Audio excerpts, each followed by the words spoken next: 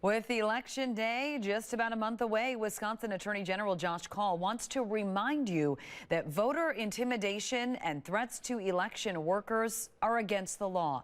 Today, the Attorney General discussed how the state is preparing to respond to any issues that happen on Election Day.